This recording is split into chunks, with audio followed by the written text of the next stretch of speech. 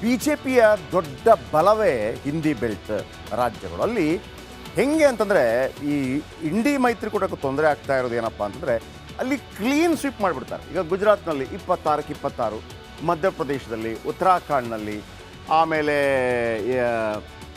ಮೂರು ಬಾರಿ ಅಧಿಕಾರಕ್ಕೆ ಬಂದಂತಹ ಆಮ್ ಆದ್ಮಿ ಪಾರ್ಟಿ ದೆಹಲಿಯಲ್ಲಿದ್ದರೂ ಕೂಡ ಲೋಕಸಭಾ ಕ್ಷೇತ್ರ 7 ಕ್ಷೇತ್ರ B J P complete. So ಅದರ ಈ ಲೋಕಸಭಾ ಚುನಾವಣೆ ಬಿ ಜೆ ಪಿಗೆ ಟಕ್ಕರ್ ಕೊಡಲು ಕಾಂಗ್ರೆಸ್ಗೆ ಆಗದೇ ಇರೋದು ಇದೊಂದು. ನಾವೇ ಹೆಚ್ಚು ಸಿಟ್ಟು ಗೆಲ್ತೀವಿ ಅಂತ ಹೇಳಿ ಬಿ ಜೆ ಪಿ ಹೇಳಿತ್ತು, ಕಾಂಗ್ರೆಸ್ ಕೂಡ ಹೇಳಿತ್ತು. ಆದರೆ ಮೋದಿ ಸರ್ಕಾರ ಉತ್ತರ ಭಾರತದ ಹಲವು ರಾಜ್ಯಗಳಲ್ಲಿ ಕ್ಲೀನ್ ಸ್ವೀಪ್ ಮಾಡುವ ಸಾಧ್ಯತೆ ಇದೆ. ಯಾವ್ಯಾವ ರಾಜ್ಯಗಳಲ್ಲಿ ಎಷ್ಟೆಷ್ಟು ಸ್ವೀಪ್ ಆಗುತ್ತೆ ಬನ್ನಿ ನೋಡೋಣ.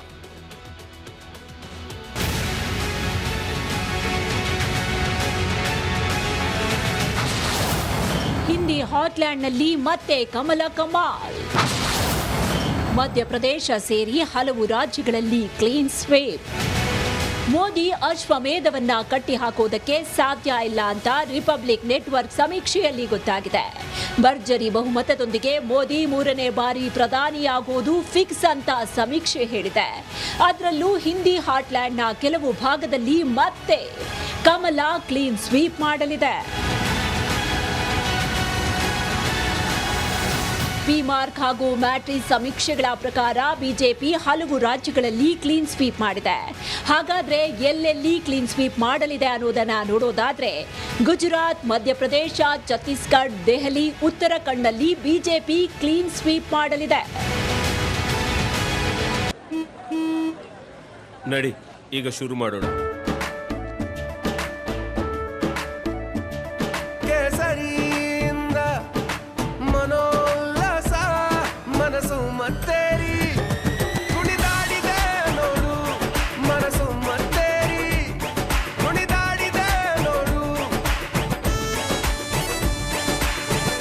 ಕ್ಷಣ ಕ್ಷಣವೂ ಆಚರಿಸಿ ಕೇಸರಿ ಹಬ್ಬ. ವಿಮಲ್ ಬಾಯಲ್ಲಿ ಹೇಳಿ ಕೇಸರಿ. ಹಿಂದಿ ಹಾಟ್ಲ್ಯಾಂಡ್ನಲ್ಲಿ ಮೋದಿ ಆಡಳಿತಕ್ಕೆ ಜನ ಬಹುಪರಾಗ್ ಹೇಳಿದ್ದಾರೆ. ಪ್ರಧಾನಿ ಮೋದಿ ಅಭಿವೃದ್ಧಿ ಕಾರ್ಯದ ಜೊತೆಗೆ ರಾಮ ಮಂದಿರ ನಿರ್ಮಾಣ, ಪ್ರಬಲ ಹಿಂದುತ್ವ ಬಿಜೆಪಿ ಗೆಲುವಿಗೆ ಕಾರಣ ಅಂತ ಹೇಳಲಾಗ್ತಾ ಇದೆ. ಒಟ್ಟಾರೆ ಸಮೀಕ್ಷೆಯ ನಿಖರತೆ ಎಷ್ಟು ಅನ್ನೋದು ಜೂನ್ 4ಕ್ಕೆ ಗೊತ್ತಾಗುತ್ತೆ. ಓಕೆ, ಈಗ ಒಂದು ಬ್ರೇಕ್ ಹೋಗೋಣ. ಬ್ರೇಕ್ ಆದ ನಂತರ ಕೆಲವು ರಾಜ್ಯಗಳು ಕೊಡ್ತೀನಿ ನಾನು ನಿಮಗೆ. ಅಲ್ಲಿ ಹಿಂದೇನೂ ಕ್ಲೀನ್ ಸ್ವೀಪ್, ಈಗಲೂ ಕ್ಲೀನ್ ಸ್ವೀಪ್. ಆದರೆ ಮುಂದಿನ ಭಾಗದಲ್ಲಿ ನಿರೀಕ್ಷಿಸಿ. ರಾಹುಲ್ ಗಾಂಧಿಗೆ ಕೇಳಿದ್ರು, ಏನು ಸರ್ ಎಲ್ಲ ಎಕ್ಸಿಟ್ ಪೋಲಲ್ಲಿ ಎನ್ ಡಿ ಎ ಬರ್ತಾ ಇದ್ದಾರೆ, ಫ್ಯಾಂಟಸಿ ಕನಸಿನ ಪೋಲ್ ಅದು ಮೋದಿ ಪೋಲ್, ಎಲ್ಲ ಮಾಧ್ಯಮದವ್ರು ಮಾಡ್ತಾ ಇರೋದು, ನಾಡಿದ್ದು ನೋಡಿ 295 ಅಂತ ಹೇಳಿದ್ದಾರೆ. ಅದರ ಬಗ್ಗೆ ಹೇಳ್ತೀನಿ ಬ್ರೇಕ್ ಆದಮೇಲೆ.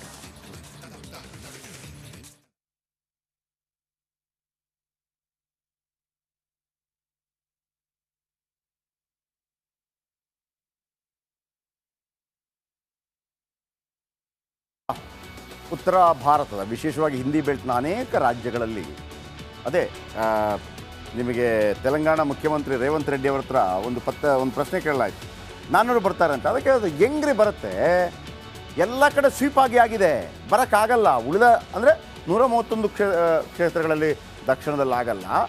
ಅಂದರೆ ಕ್ಲೀನ್ ಸ್ವೀಪ್ ಆಗೋ ರಾಜ್ಯಗಳು ಯಾವುದು ನೋಡಿ. ಗುಜರಾತ್ನಲ್ಲಿ ಓಕೆ, ಈ ಕಾರ್ಯಕ್ರಮವನ್ನು ನೀವು ಲುಮಿನೋ ಸ್ಟುಡಿಯೋದಿಂದ ನೋಡ್ತಾ ಇದ್ದೀರಿ. ಕರ್ನಾಟಕ ಪ್ರೈಮ್ ಟೈಮನ್ನು ಲುಮಿನೋ ಸ್ಟುಡಿಯೋದಿಂದ ನೋಡ್ತಾ ಇದ್ರಿ. ಬನ್ನಿ ಈಗ ನಿಮಗೆ ಗುಜರಾತ್ನಲ್ಲಿ ಏನಾಗಿದೆ ಅಂತ. ಗುಜರಾತ್ನಲ್ಲಿ ಒಟ್ಟು 26 ಸ್ಥಾನ ಇದೆ. 26 ಸ್ಥಾನ, 26ಕ್ಕೆ 2 ನೋಡಿ, 2 ನಮ್ಮ 24ರಿಂದ 26 ಅಂದರೆ 58% ವೋಟು, 60%. ಕಳೆದ ವಿಧಾನಸಭಾ ಚುನಾವಣೆಯಲ್ಲಿ ಅಷ್ಟು ಬಂದಿತ್ತು. ಕಾಂಗ್ರೆಸ್ ಗೆದ್ದರೆ 2 ಗೆಲ್ಲಬಹುದು ಅಂತೇಳಿ. ಕಳೆದ ಬಾರಿ 26ಕ್ಕೆ 26 ಕ್ಲೀನ್ ಸ್ವೀಪ್ ಆಗಿತ್ತು, ಅನೇಕರು ಹೇಳ್ತಾ ಇದ್ದಾರೆ. ಇದಾದ ನಂತರ ಮಧ್ಯಪ್ರದೇಶದಲ್ಲಿ 29 ಸ್ಥಾನ ಇದೆ. 29ಕ್ಕೆ 29 ಕ್ಲೀನ್ ಸ್ವೀಪ್ ಆಗಬಹುದಂತೆ. B J P 63% vote share. ನೋಡಿ, ನಾನು ನಿಮಗೆ ಮೊನ್ನೆ ಹೇಳ್ತಾ ಇದ್ದೆ, 328 ಕ್ಷೇತ್ರಗಳಲ್ಲಿ, ವೀಕ್ಷಕರೇ ಆಶ್ಚರ್ಯಪಡಬೇಕು ನೀವು, 328 ಕ್ಷೇತ್ರಗಳಲ್ಲಿ ಎನ್ ಡಿ ಎ ಮೈತ್ರಿಕೂಟ 2 ಲಕ್ಷದಿಂದ 5 ಲಕ್ಷದ ಅಂತರವರೆಗೆ ಗೆದ್ದಿದೆ. ಅರ್ಥ ಆಯ್ತಾ ನಿಮಗೆ? ಈಗ 5 ಲಕ್ಷದ ಅಂತರದಲ್ಲಿ ಒಂದು 15 ಸೀಟು, 4 ಲಕ್ಷ ಅಂತರದಲ್ಲಿ ಒಂದು 40 ಸೀಟು, ಆಮೇಲೆ 3 ಲಕ್ಷದ ಅಂತರದಲ್ಲಿ ಒಂದು ಸೀಟು, 2 ಲಕ್ಷದ ಅಂತರದಲ್ಲಿ 162 ಸೀಟು, ಒಟ್ಟು 328 ಸೀಟು. ನೆನ್ನೆ ಕೊಟ್ಟಿದ್ದೆ ನಾನೊಂದು ಸ್ಟೋರಿ. ಅಲ್ಲಿ ನೀವು ಆಲೋಚನೆ ಮಾಡಿ 1 ಲಕ್ಷ ಕಡಿಮೆ ಆಯಿತು ಇಟ್ಕೊಳ್ಳಿ ಪ್ರತಿ ವಿಧಾನಸಭಾ ಕ್ಷೇತ್ರದಲ್ಲಿ ಓಟು, ಆದರೂ ಕೂಡ ನೀವು NDA ಮೈತ್ರಿಕೂಟ ಗೆಲ್ಲತ್ತೆ. ಆ ಥರ ಮಾಡ್ಕೊಂಡಿದ್ದಾರೆ. ಅದನ್ನು ಇಂಡಿ ಮೈತ್ರಿಕೂಟಕ್ಕೆ ಅರ್ಥನೇ ಆಗಿಲ್ಲ. ಇನ್ನು ಛತ್ತೀಸ್ಗಢಕ್ಕೆ ಬನ್ನಿ. 11ಕ್ಕೆ 11 ಕ್ಷೇತ್ರ ಇದೆ, 62% ವೋಟ್ ಶೇರ್, 62%. ಈಗ ಕಳೆದ ಬಾರಿ 62% ಏನು ಸರ್ ಹಂಗಂದ್ರೆ ಏನು ಅಂತ ನೀವು ಕೇಳ್ಬೋದು. ಏನು ದೊಡ್ಡ ಉಳಿದವರು 40% ಹಾಕಿಲ್ಲ ನೋಡಿ. 136 ಸೀಟ್ ಬಂತಲ್ಲ ಕಾಂಗ್ರೆಸ್ಗೆ. 136 ಸೀಟ್ ಬಂದಾಗಲೂ ಕೂಡ ಕಾಂಗ್ರೆಸ್ಗೆ ಬಂದಂಥ ಓಟ್ಗಳೆಷ್ಟು ಗೊತ್ತಾ? 43%. 43% ಅಂದರೆ ಅಷ್ಟು ಸೀಟ್ ಬಂದರೂ ಕೂಡ 43%. ಇಲ್ಲಿ ಹಾಗಲ್ಲ, 62%, 62.6%. ಈ ಮೊದಲನ ರಾಜ್ಯ ತೋರಿಸಿದೆ ನಾನು, ಮಧ್ಯಪ್ರದೇಶ 63%. ಓಕೆ, ಇನ್ನು ದೆಹಲಿಗೆ ಬನ್ನಿ. ದೆಹಲಿಯಲ್ಲಿ 3 ಬಾರಿ ಚುನಾವಣೆ ಆಯಿತು ವೀಕ್ಷಕರೇ, ವಿಧಾನಸಭಾ ಚುನಾವಣೆ. ಮೊದಲ ಬಾರಿ ಚುನಾವಣೆ ಆಗುತ್ತೆ 2014ರಲ್ಲಿ. ಆಗ ಬಹುಮತ ಬರಲಿಲ್ಲ ಅಂಥೇಳಿ ವಿಸರ್ಜನೆ ಮಾಡಿ ಮತ್ತೊಮ್ಮೆ ಓಟಿಗೆ ಹೋಗ್ತಾರೆ. ಯಾರು? ಅರವಿಂದ್ ಕೇಜ್ರಿವಾಲ್. ವಾಪಸ್ ಆಮ್ ಆದ್ಮಿ ಬರುತ್ತೆ. 2ನೇ ಬಾರಿ ಚುನಾವಣೆ ಆಗುತ್ತೆ, ಆಮ್ ಆದ್ಮಿ ಬರುತ್ತೆ. 3 ಚುನಾವಣೆ ಆಯಿತು ಅಂತ ಲೆಕ್ಕ. 3 ಚುನಾವಣೆಯಲ್ಲೂ ಕೂಡ BJPಗೆ ಮತ ಹಾಕಲಿಲ್ಲ. ಒಂದು ಕಾಲದಲ್ಲಿ BJPಯಲ್ಲಿತ್ತು, ಕಾಂಗ್ರೆಸ್ಸು ಇತ್ತು. ಆದರೆ ಲೋಕಸಭಾ ಚುನಾವಣೆ ಬಂದಾಗ ಆಮ್ ಆದ್ಮಿಯಲ್ಲಿ ವರ್ಕೌಟೇ ಆಗಲ್ಲ. 7ಕ್ಕೆ 7, ಕಳೆದ ಬಾರಿ 7ಕ್ಕೆ 7 BJP.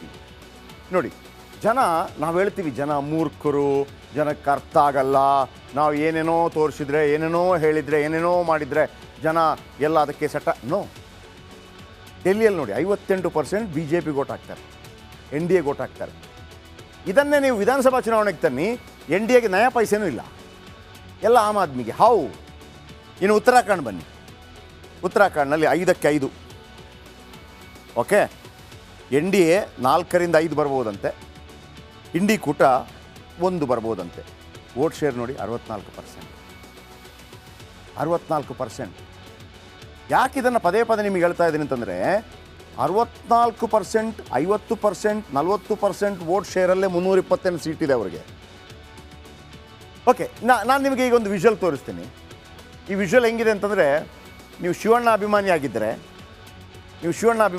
ಶಿವಣ್ಣ ಜೋಗಯ್ಯ ಸಿನಿಮಾದಲ್ಲಿ ಮಾತಾಡ್ತಾರೆ ಗೊತ್ತಾ, ಆ ಥರ ಮಾತಾಡ್ತಾರೆ ರಾಹುಲ್ ಗಾಂಧಿ. ಏನು ಅಂತ ಆಮೇಲೆ ಹೇಳ್ತೀನಿ, ಜಸ್ಟ್ ವಿಷುವಲ್ ತೋರಿಸಿ, ಮಾತಾಡೋದು ಬೇಡ. ನೋಡಿ, ಆಯ್ತು,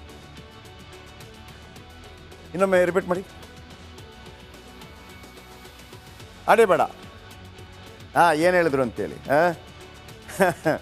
ಸೇಮ್ ಜೋಗಯ್ಯ ಸ್ಟೈಲ್. ಏನು ಹೇಳಿದರು? ಕಾಂಗ್ರೆಸ್ ಸಂಸದ ರಾಹುಲ್ ಗಾಂಧಿ ಲೋಕಸಭಾ ಚುನಾವಣೆಯಲ್ಲಿ 2024ರ ಎಕ್ಸಿಟ್ ಪೋಲ್ ಬಗ್ಗೆ ಮಾತಾಡಿದರು. ಆಗ ಅವರು ಹೇಳಿದರು, ಇದು ಫ್ಯಾಂಟಸಿ, ಇದು ಕೇವಲ ಒಂದು ಭ್ರಮಾಲೋಕ, ಕನಸಿನ ಲೋಕ. ಮತ್ತು ಮೋದಿ ಸಮೀಕ್ಷೆ ನಾಡಿದ್ದು ಬರಲಿ, ಎಕ್ಸಿಟ್ ಪೋಲ್ ಎಲ್ಲ ನೀರು ಪಾಲಾಗುತ್ತೆ, ನಾಡಿದ್ದು ಕರೆಕ್ಟಾದ ರಿಸಲ್ಟ್ ಬರಲಿ, ಏನಾಗುತ್ತೆ ಅಂತ ಏನು ಮಾತಾಡಿದರೆ ಕೇಳಿ. इसका नाम एग्जिट पोल नहीं है, इसका नाम मोदी मीडिया पोल है. ये मोदी जी का पोल है, फैंटेसी पोल है उनका. Thank you. कितनी सीटें आ रही हैं आपके हिसाब से? सिद्धू मूसेवाला का सॉन्ग सुना आपने? 295. इसका नाम एग्जिट पोल नहीं है, इसका नाम मोदी मीडिया पोल है. ये मोदी जी का पोल है, फैंटेसी पोल है उनका. Thank you. कितनी सीटें आ रही हैं आपके हिसाब से? सिद्धू मूसेवाला